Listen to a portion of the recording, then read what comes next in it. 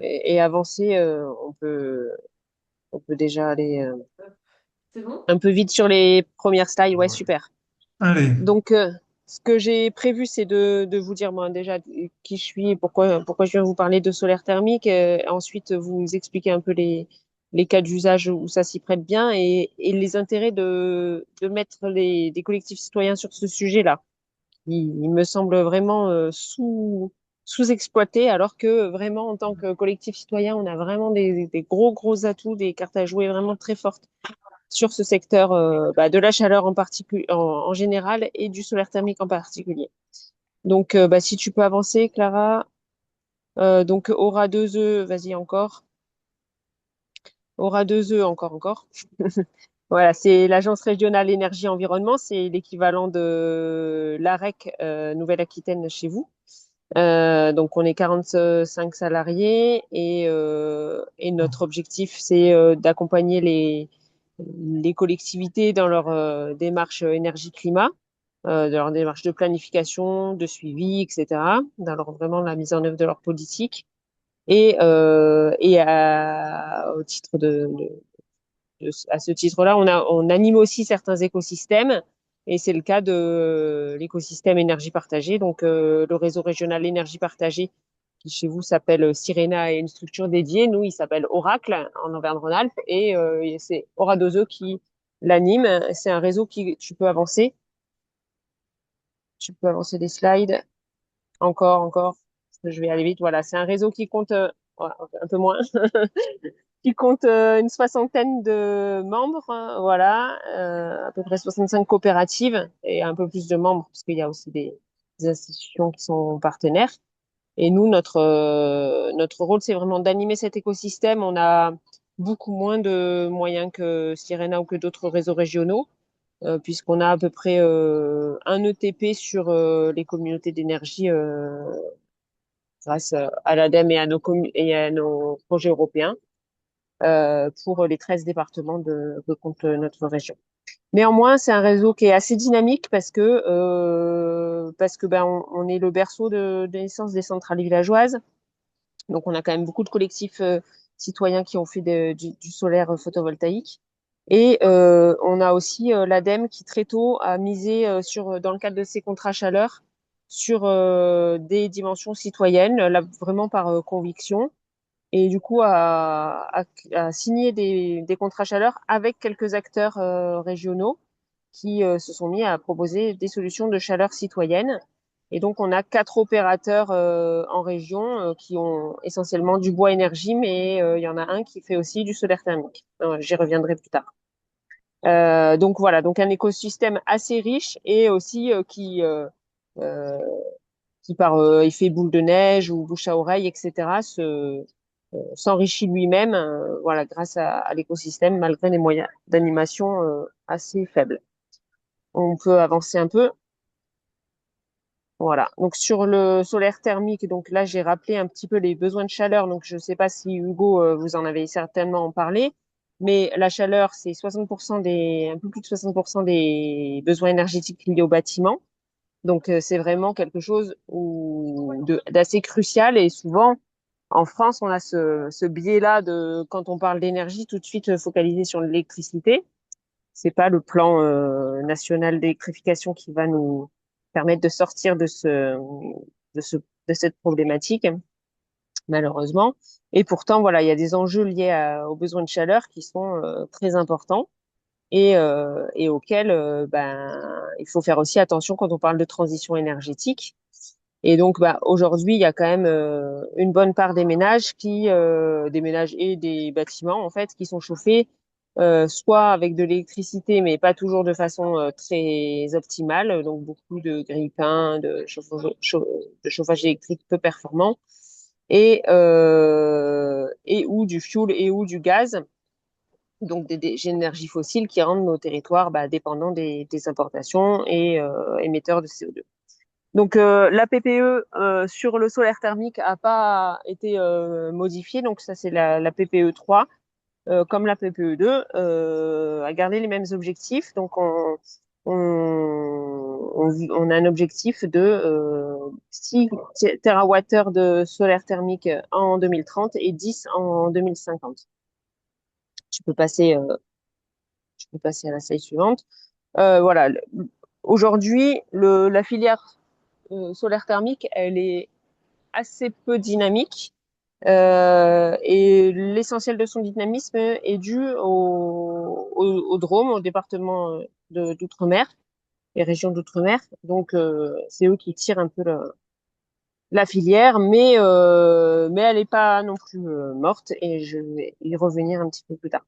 Donc, sur l'espace adhérent de l'énergie partagée, vous allez trouver un guide sur le solaire thermique que nous avons rédigé, plus des ressources, des retours d'expérience. C'est ce que je vais vous présenter, mais voilà, comme ça, vous les avez aussi. J'ai mis des liens directement sous forme écrite. Et là, sur cette slide-là, je mentionne aussi un guide de l'ADEME qui est bien fait et le site internet de Sokol sur le solaire collectif qui est aussi très détaillé avec aussi des outils de dimensionnement, euh, des retours d'expérience, des fiches pratiques, etc.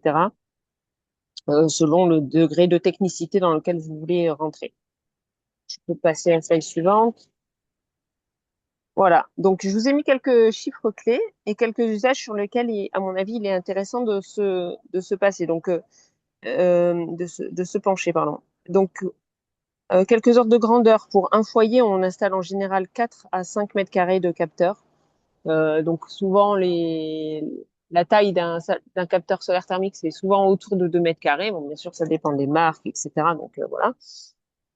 Et donc ça permet de satisfaire les besoins d'une famille en ECS, en eau chaude sanitaire, pardon.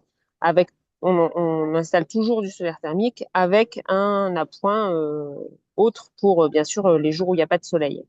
Mais ce qui est primordial aussi, c'est de bien dimensionner le stockage, parce que c'est ça qui va nous permettre aussi de passer des périodes un peu moins ensoleillées. Voilà, si on a des grandes capacités de stockage, on arrive à faire un peu de tampon. Et alors qu'on ne sait pas très bien stocker l'électricité, la chaleur, on peut la stocker sous forme d'eau chaude un petit peu plus longtemps. Donc, bien sûr, euh, on peut pas faire de stockage saisonnier avec un ballon tampon, mais on peut faire déjà un peu de stockage journalier. Donc, ça permet un peu de lisser voilà, la demande et de stocker l'énergie. Donc, je vous ai mis des coûts voilà, si tu peux revenir juste à la slide d'avant. Voilà, sur les usages. Donc, les usages, ça peut servir à faire de l'eau chaude sanitaire, notamment chez les particuliers, c'est souvent ce qui est le plus facile. Donc, vous avez peut-être entendu parler, le solaire thermique aime bien utiliser des abréviations, des SAISI, des chauffe-eau solaires individuels. Euh, et donc, dans des installations plus collectives, ça peut servir aussi à faire le chauffage. Donc, ça peut être des petites copros, des bâtiments, voilà, des bâtiments collectifs qui sont conçus avec des planchers chauffants notamment, et aussi l'eau chaude sanitaire.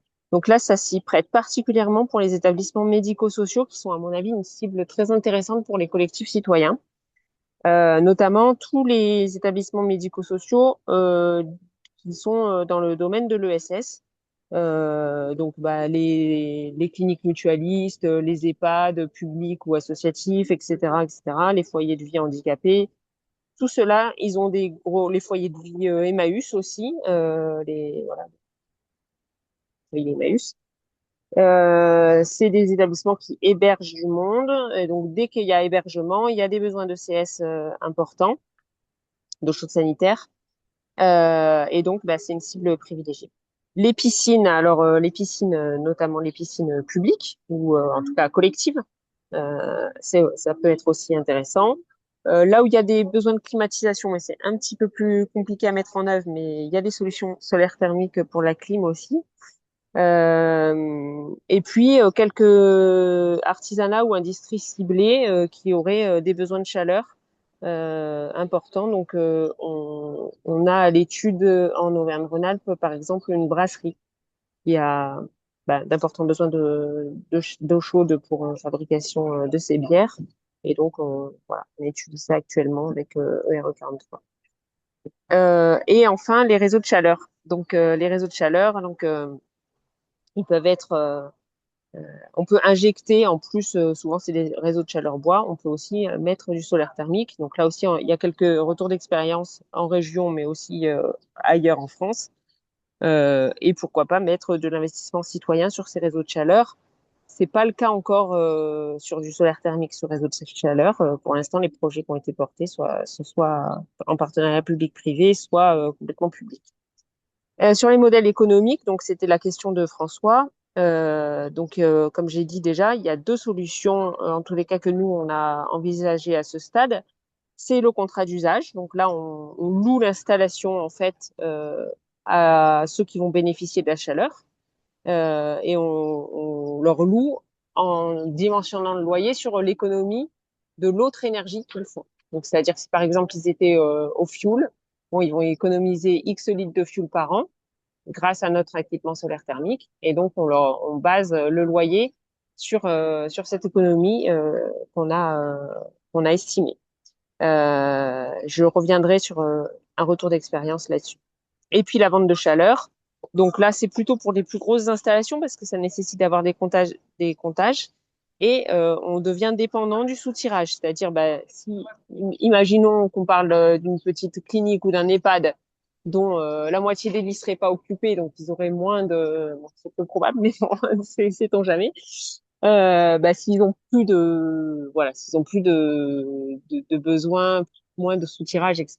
Bah là, et ben forcément, nous, on peut vendre moins de chaleur, donc notre installation nous a coûté le même prix et en même temps, on peut pas l'amortir. Donc c'est un peu plus risqué, mais pour des installations dont on maîtrise complètement la fourniture de chaleur. Donc, c'est le cas d'un des retours d'expérience que je vais vous faire rapidement ensuite. Euh, Quand c'est un opérateur qui gère aussi le bois énergie, ça peut être intéressant de faire ça parce qu'en fait, il a une offre globale de chaleur, solaire et bois, qui sont très, très complémentaires. Et donc, il va vendre la chaleur, lui, toute l'année, qu'elle soit solaire ou bois. Après, ça, c'est son affaire. Il y avait des questions, non? J'ai entendu.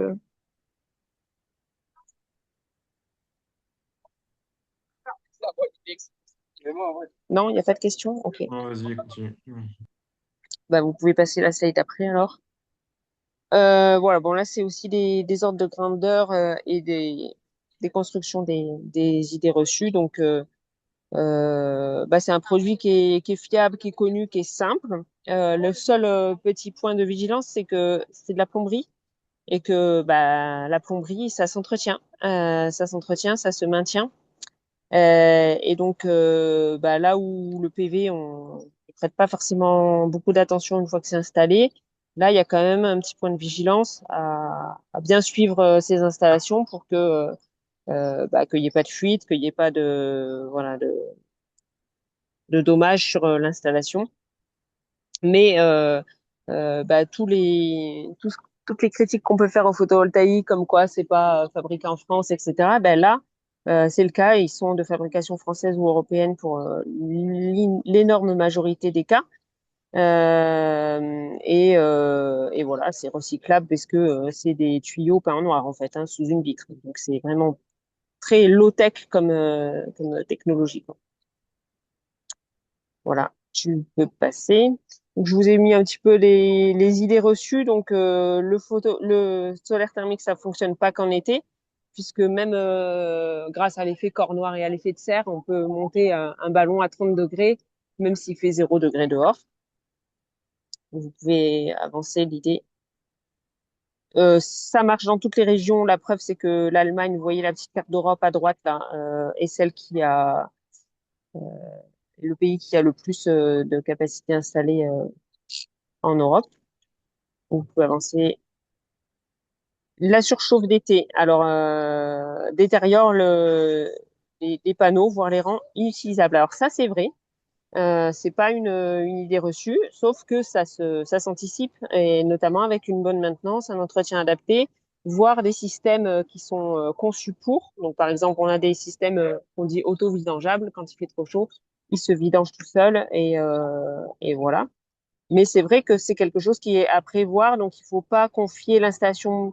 solaire thermique à n'importe qui. Il faut vraiment euh, voir ça avec des installateurs qui maîtrisent la filière parce que c'est pour ça que cette filière-là, elle est un petit peu, enfin, voilà, Ouais. qu'elle avance pas aussi vite. C'est qu'il y a eu quelques contre-références qui ont fait beaucoup de tort au solaire thermique. Un petit peu comme les pompes à chaleur il y a quelques années, ou le photovoltaïque d'ailleurs il y a quelques années aussi. Et la filière s'est, on va dire, nettoyée. Et ben là aussi sur le solaire thermique, c'est le cas, quoi. Il faut un peu faire le ménage dans la filière pour avoir des bonnes installations. Donc ce point-là de surchauffe d'été, c'est quelque chose qu'il faut que vous ayez en tête et vraiment questionner votre installateur, voir le bureau d'études avec lequel vous travaillez sur le dimensionnement pour voir si c'est des risques qui ont bien été pris en compte et comment ils sont pris en compte. Il y a plusieurs solutions techniques, donc on ne peut pas rentrer dans le détail de chaque, mais vous pouvez avancer la slide d'après.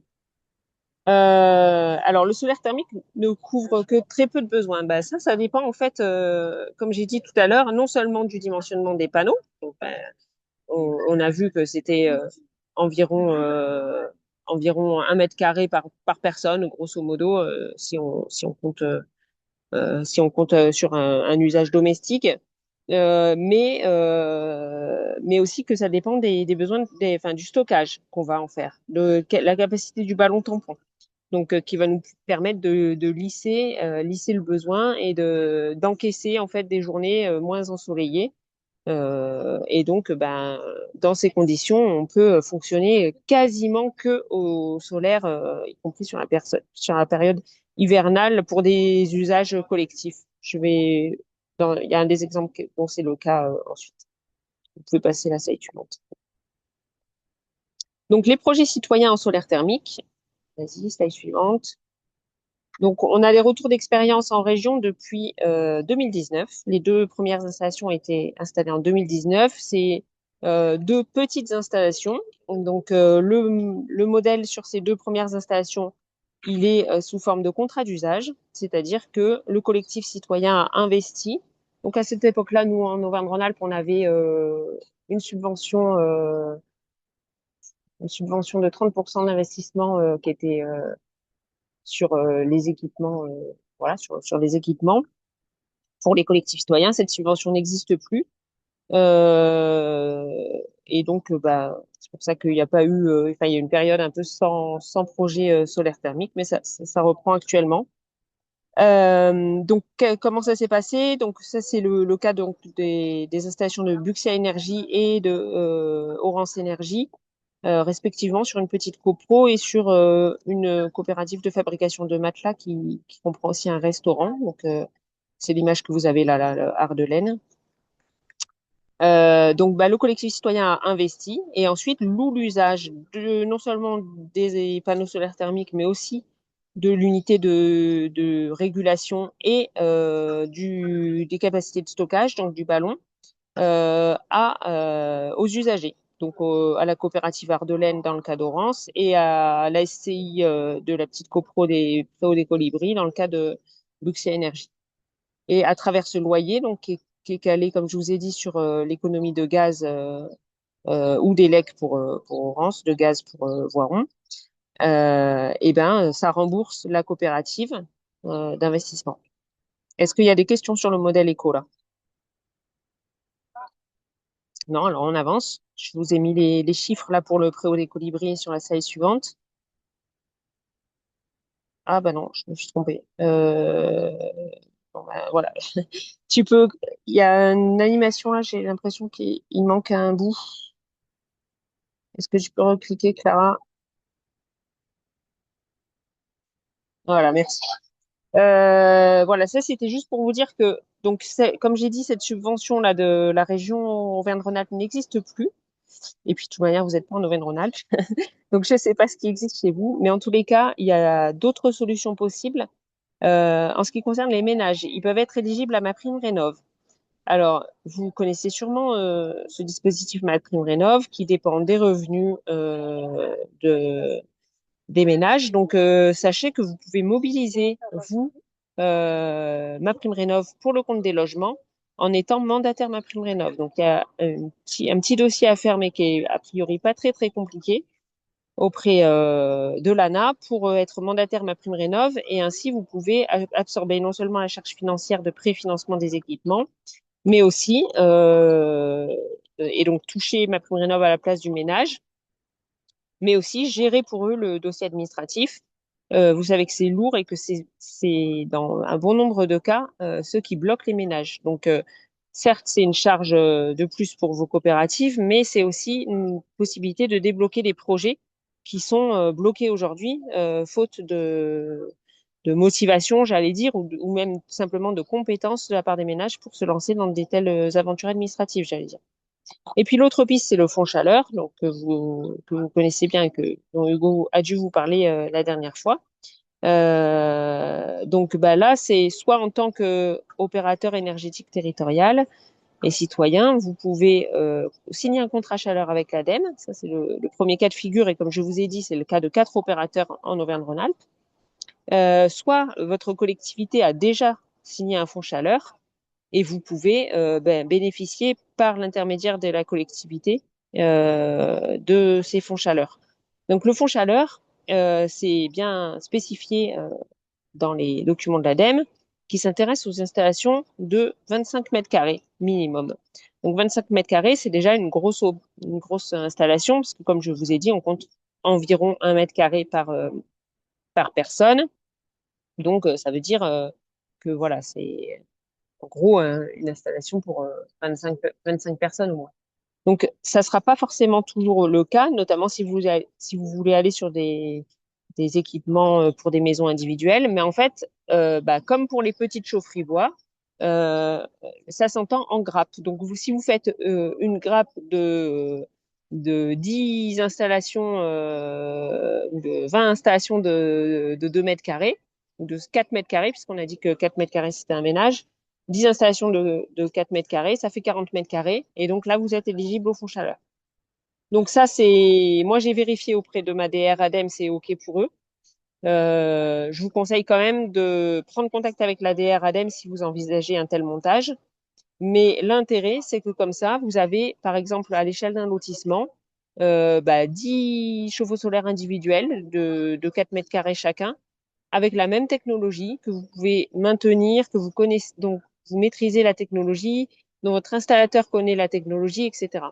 Donc pour moi, c'est vraiment une piste qui est intéressante là de densifier un petit peu, on va dire, les équipements solaires thermiques sur une solution technologique qui est maîtrisée localement par les installateurs et par les collectifs citoyens qui la financent.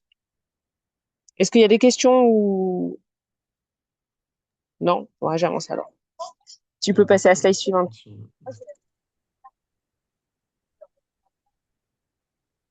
Voilà, donc nous, on a enfin, on en a plus maintenant, on en a 5 projets, on a 5 projets solaires thermiques, mais on a rédigé des règles que sur 3, mais je vais vous présenter un autre là tout à l'heure. Donc voilà, donc on a, comme j'ai dit, 2 qui datent de 2019, et là un cycle plus récent d'investissement qui est fait par Forestener. Les 3 derniers, ils sont faits par Forestener, 2 en Isère et un en Haute-Savoie, qui est mentionné là sur la carte. Tu peux passer le.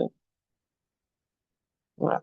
Pourquoi c'est intéressant de mettre des citoyens dans l'histoire? En fait, ça, vous le savez déjà, vous êtes des collectifs citoyens. Donc, il y a les questions de gouvernance locale.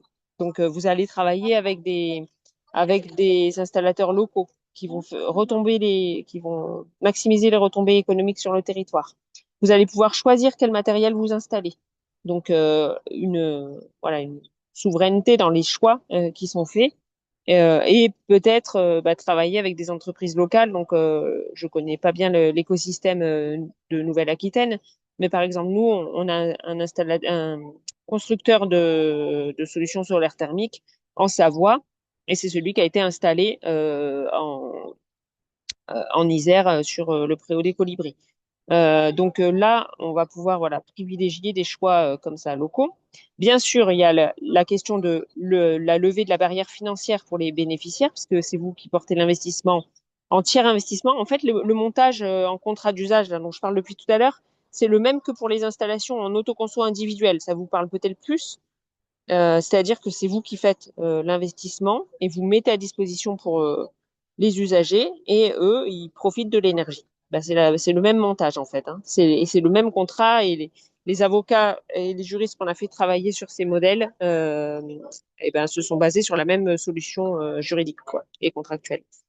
Et puis, comme je disais à l'instant, la prise en charge administrative, que ce soit par rapport au fonds chaleur, par rapport à même Clean Rénov, éventuellement, j'en ai pas parlé, mais il y a les C2E aussi qui peuvent être mobilisés, mais c'est des petits montants, voilà. Et ben toute cette paperasse, c'est vous qui allez la faire, et aujourd'hui, c'est bloquant pour un certain nombre euh, de maîtres d'ouvrage, que ce soit des particuliers ou voilà, par exemple le dernier EHPAD là que j'ai visité, qui a une installation bois et thermique fait par Forest Ener.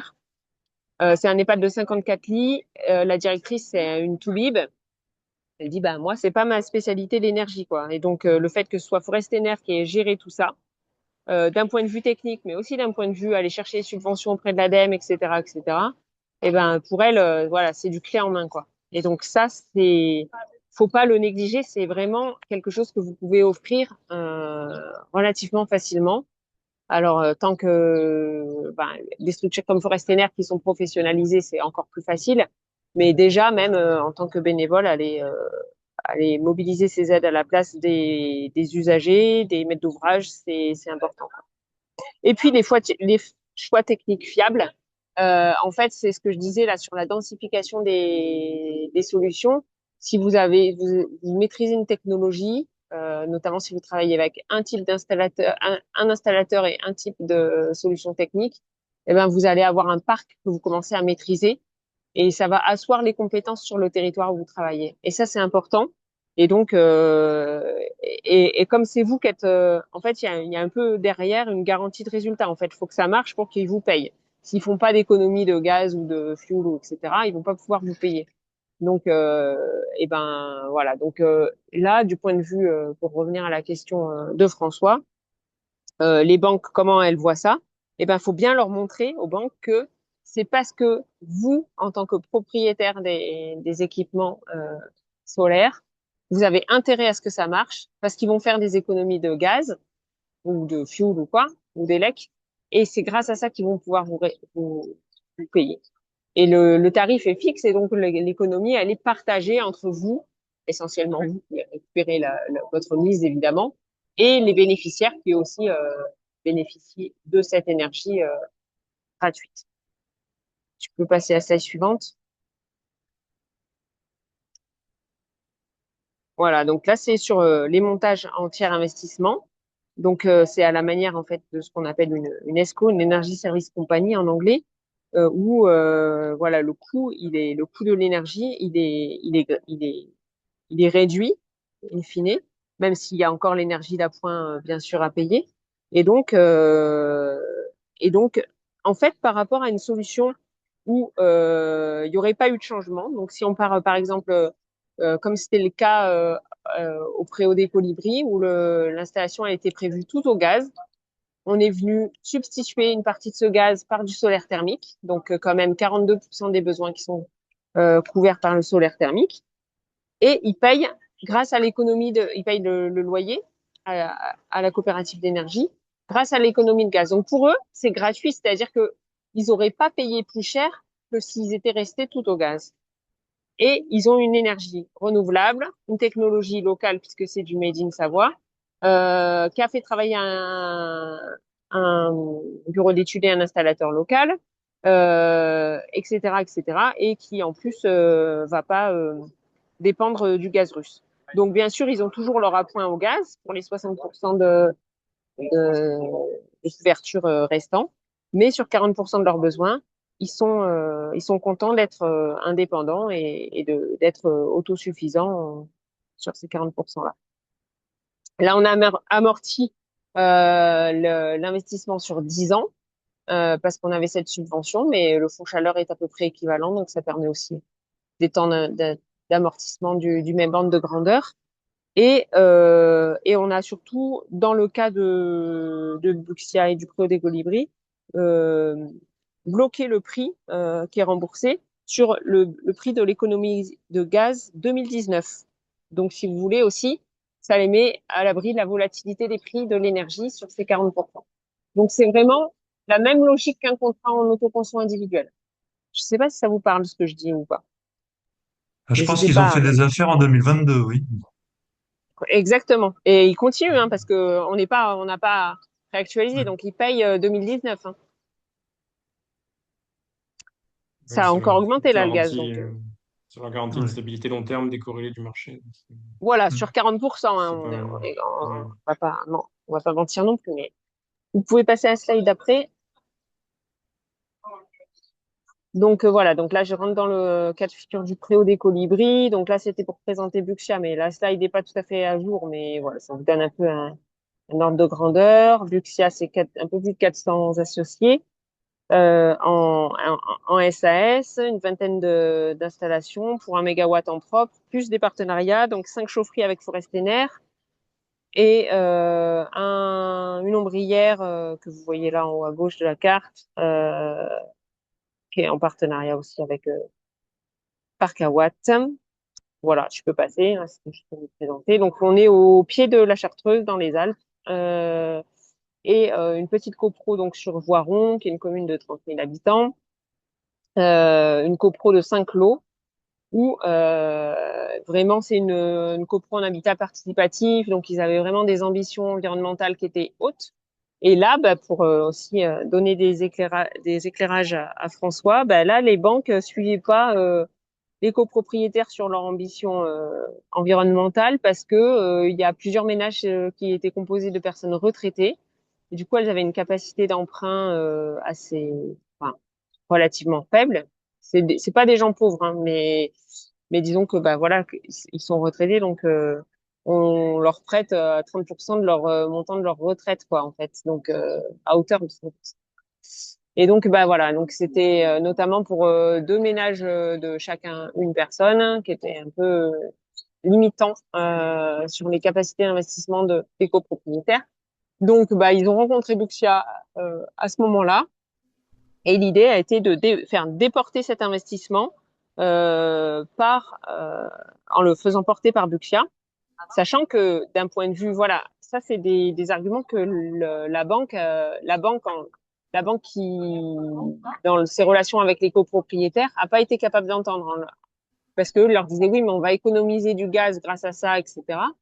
Et ils n'ont pas été capables d'entendre. Et nous, enfin, Buxia Energy a pu prendre en charge cet investissement, le faire entendre elle-même auprès de sa banque. Alors nous, Buxia Energy est sur la branche ESS de la Caisse d'épargne, donc je sais pas si c'est le cas de plusieurs d'entre vous, mais ils ont financé sans trop de problèmes, puisqu'on a du coup ce contrat d'usage qui est dans les modèles qui sont sur la plateforme, sur l'espace adhérent d'énergie partagée. Hein, vous avez le modèle de contrat que vous pouvez réutiliser, bien sûr.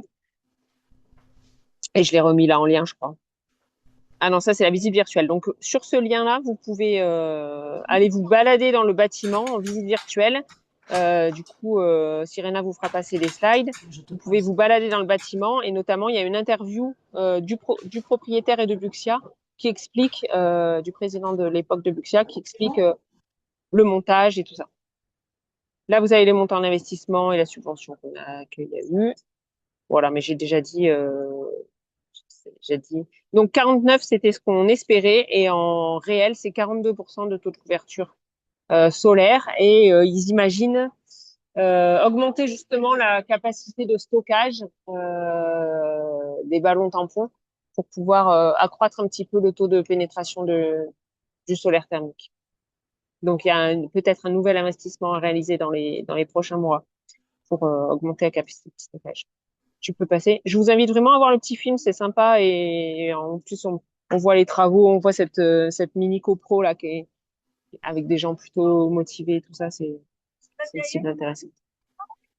Les points de vigilance, donc je vous ai dit, il y a le contrat, donc ne pas oublier la TVA, éviter la vente de chaleur, parce que pour les petites installations en tous les cas, c'est beaucoup de complexité pour pas grand-chose en fait. Attention à pas être qualifié en leasing, donc il faut prendre le risque d'exploitation. Donc bah ça voilà, ça veut dire comme c'est la même chose que pour l'autoconso individuel, hein. Si vous assumez pas le risque, donc là bah ça veut dire que les visites d'entretien, de maintenance, etc. Faut que ce soit intégré dans la charge de la coopérative d'énergie pour que vous assumiez le risque et vous pouvez mettre un taux de disponibilité, par exemple, de l'équipement pour pas non plus vous mettre trop de fil à la patte. De toute façon, il y a une énergie d'appoint, hein, donc s'il y a un problème, ils sont pas, voilà, ils sont pas dans le froid. On a une main levée Euh, pour une question, je crois. ouais, Oui, si le contrat est de 10 ans, par exemple, qu'est-ce qui se passe au bout de 10 ans? bah, c'est prévu dans le contrat. Donc là, on parle de contrat d'usage avec des privés. Donc c'est relativement simple. On fait un peu ce qu'on veut. Donc là, dans le cas de Buxia et d'Ardelaine, ça a été prévu soit au bout des 10 ans d'imaginer une autre fin, soit de la vendre à l'euro symbolique. Voilà, sachant que les durées de vie des installations solaires thermiques, c'est plutôt annoncé pour une trentaine d'années. Donc c'est amorti bien plus vite que ça. Parce que là, on est plutôt de 10 à 15 ans. Et une question technique, est-ce que les installateurs optimisent le stockage du solaire Tampon? Ouais. en ne faisant pas fonctionner ou l'électrique ou le gaz la nuit, par exemple? Oui, ben donc il y a des Parce que systèmes d'asservissement. quand le soleil arrive, si l'eau est déjà chaude, on a perdu Ouais, des calories. tout à fait. Ben en fait, donc ça c'est vraiment à bien voir avec les installateurs. Parce que donc ça va un peu dépendre de votre énergie d'appoint aussi. Parce que par exemple, si l'appoint il est électrique et que votre bénéficiaire il a des heures creuses électriques la nuit, il va vouloir voilà chauffer plutôt la nuit Oui. pour bénéficier des heures creuses en fait. Oui, mais quand Et le soleil arrive le matin, il sert plus à rien. je suis d'accord. Donc voilà, donc il faut bien penser à découpler et à asservir en fait le ballon sur par exemple des périodes où l'eau est pas assez chaude quoi. Donc ça se programme en fait. Il y a des programmateurs et donc oui, on peut programmer tout ça et dire ben voilà si à telle heure et notamment voilà par exemple à midi, surtout que maintenant on va avoir les heures creuses méridiennes. Donc ben on peut dire ben on déclenche à midi si ça n'a pas chauffé le matin quoi pour avoir de l'eau chaude pour la douche du soir. Oui, et ça implique aussi au niveau des familles de prioriser les douches le soir plutôt que le matin. Ouais. Normalement, un chauffe-eau bien isolé, s'il a chauffé la veille, le matin, il est encore chaud. Hein.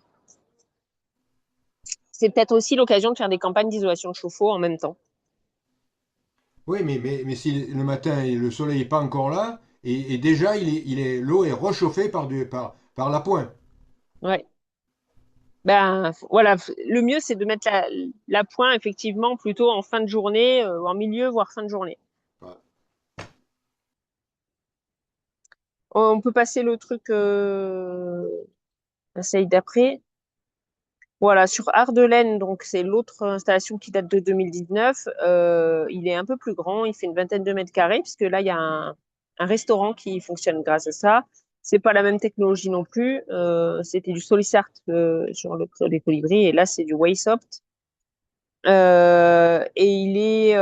donc il y a, vous voyez en bas du toit là. Donc le solaire thermique, c'est ce qui est surélevé là sur châssis, et en bas du toit, il y a une centrale en autoconso individuel. Donc, Orange exploite les deux et euh, vend l'énergie à, au restaurant et à la coopérative Ardelaine. Là, leur taux d'autoproduction est de 10 à 20% et ils ont un appoint électrique. Donc, comme en plus ils sont en autoconso individuel, ça reste quand même assez cohérent. Je peux passer à la slide suivante. Voilà, donc le petit dernier, la dernière installation solaire thermique, elle date de novembre 2025, donc c'est très récent. C'est sur un centre de pneumologie, donc qui est en Chartreuse aussi, où il y a 79 lits, et donc là, il passait 10 000 litres de fuel par an, et donc tout est passé au bois et solaire. Il y a 140 mètres carrés de solaire thermique, un ballon d'eau chaude de 6 000 litres, Deux ballons d'eau chaude de 6000 litres d'ailleurs, je crois. Il faudrait que je vérifie ça, mais je crois que c'est deux. Les panneaux solaires là ont été mis sur la chaufferie et les silos de bois. C'est des plaquettes forestières. Et donc là, on est en vente de chaleur puisque c'est Forestener qui exploite. De toute façon, eux, c'est leur métier de vendre de la chaleur. Et donc c'est un projet qui s'est fait aussi avec Buxia Energy.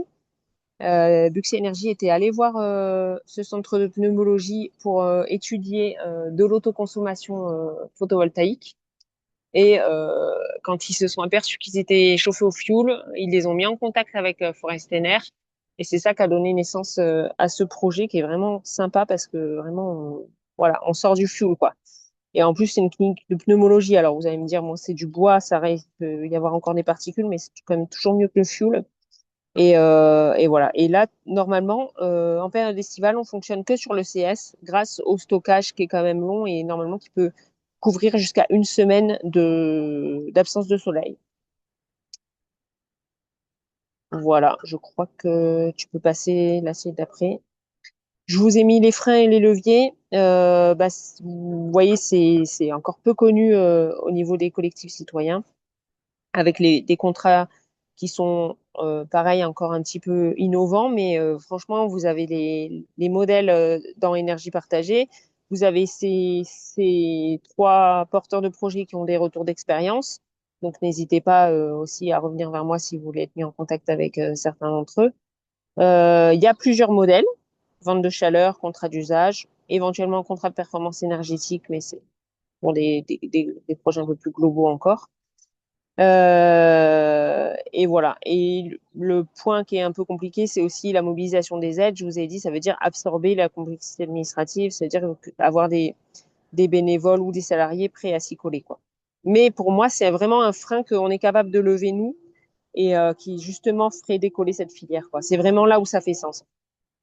C'est à la fois un frein, mais en même temps une opportunité pour nous j'allais dire, de scoltiner ce boulot-là pour faire décoller la filière, quoi. Slide suivante, s'il te plaît, Clara.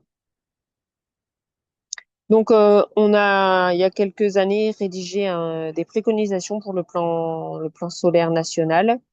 Donc, vous trouverez les principales ici et sur le lien là qui est sur l'espace de ressources énergie partagée. Mais voilà, nous, l'idée, depuis l'ADEME aide vous savez, les réseaux de chaleur citoyens avec un bonus citoyen. On aimerait que ça existe aussi sur le solaire thermique, surtout que dans les contrats chaleur, c'est vraiment un volet que l'ADEME a du mal à faire vivre. Donc, ça serait vraiment mettre l'accent sur le solaire thermique, ça serait vraiment gagnant-gagnant, quoi. Et pour l'ADEME qui atteindrait ses objectifs, et pour nous qui pourrions donner une dimension citoyenne à ces projets. Et puis, il faut dire ce qui est, en fait, par rapport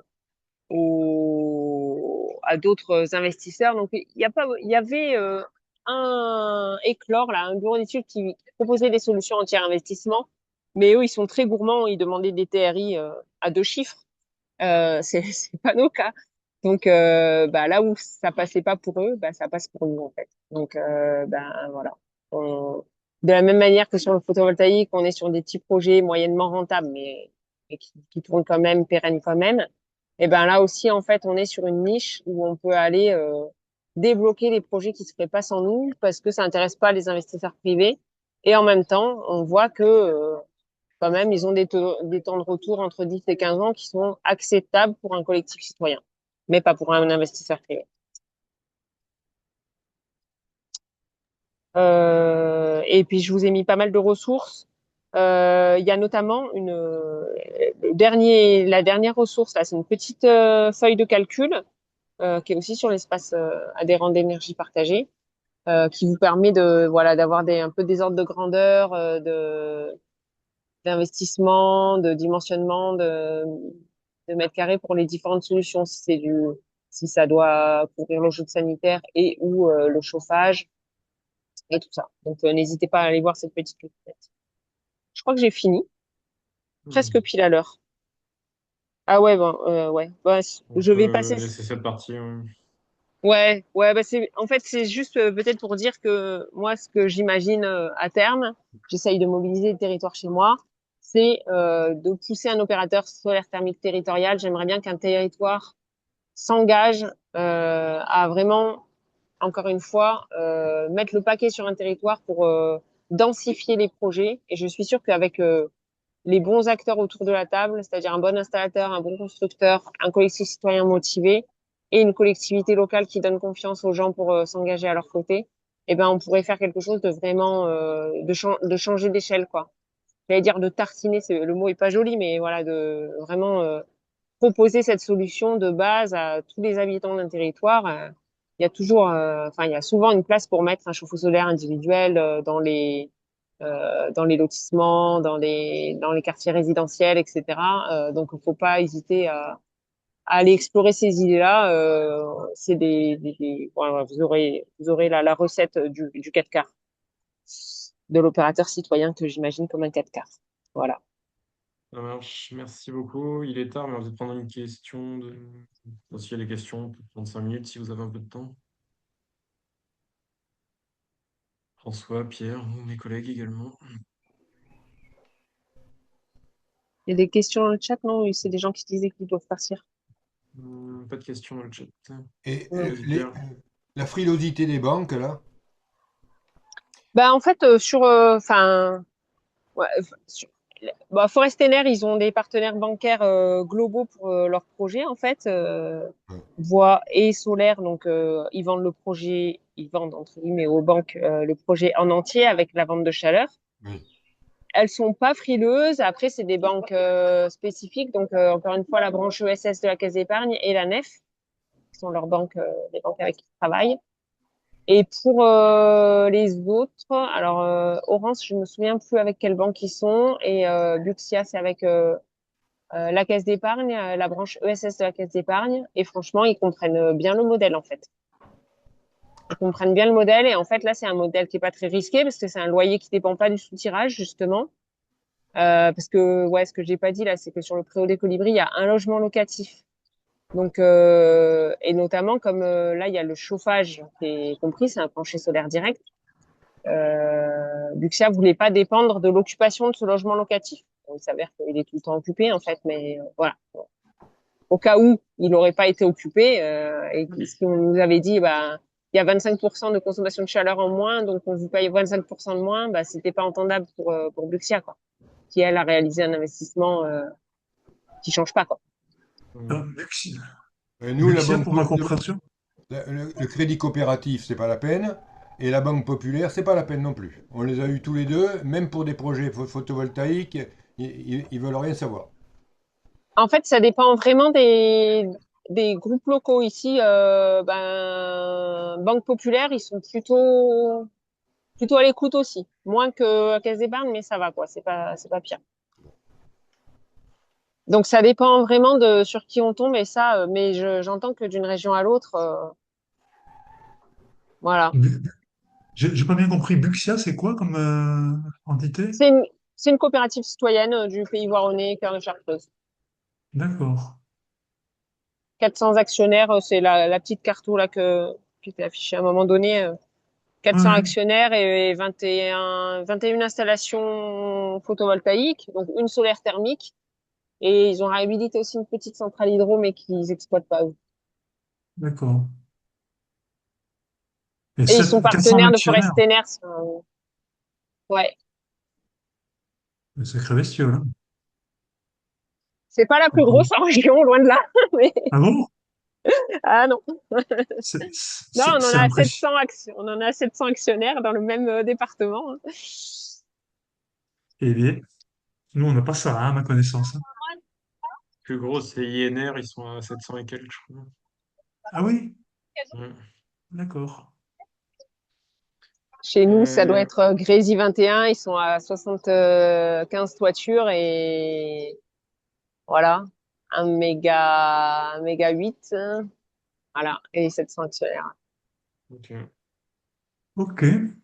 J'avais une question sur le modèle économique. Là, tu parlais d'un prix du mégawattheure à 130 euros minimum.